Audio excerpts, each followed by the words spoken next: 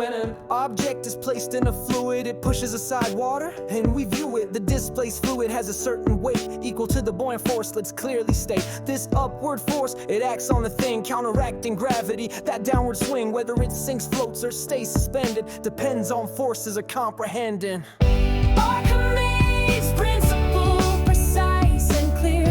Buoyant force equals the fluid displaced here. Understand insanity and volume too. That's how buoyancy works, it's true.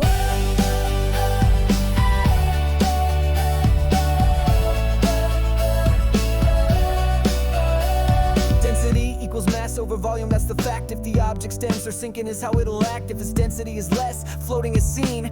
Equal density, suspension in between. Measure fluid volume displaced by the thing. Find the fluid's weight, that's the buoyancy it brings. For objects submerged or partially immersed, this is fundamental, keep it well rehearsed.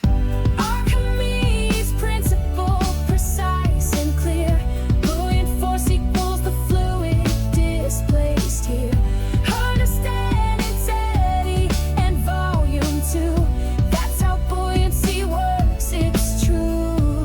Gravity pulls down, buoyancy lifts up. Balance them out, equilibrium struck. Sinking, floating, or just hanging midway. Know these forces clearly, no confusion today. Calculate the buoyant force, it's easy to do. Multiply displaced fluid volume and density true, then multiply by gravity. Standard is G, 9.8 meters per second squared. Precisely, in labs and life, from boats to balloons. Knowing Archimedes Principle is useful soon. Engineering, physics, this law's applied. Master these basics, knowledge fortified.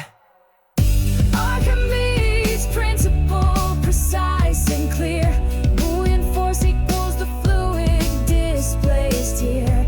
Understand insanity and volume too.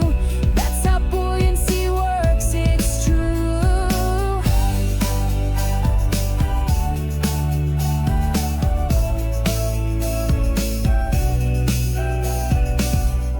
Archimedes Principle, your guide to see how buoyancy behaves scientifically.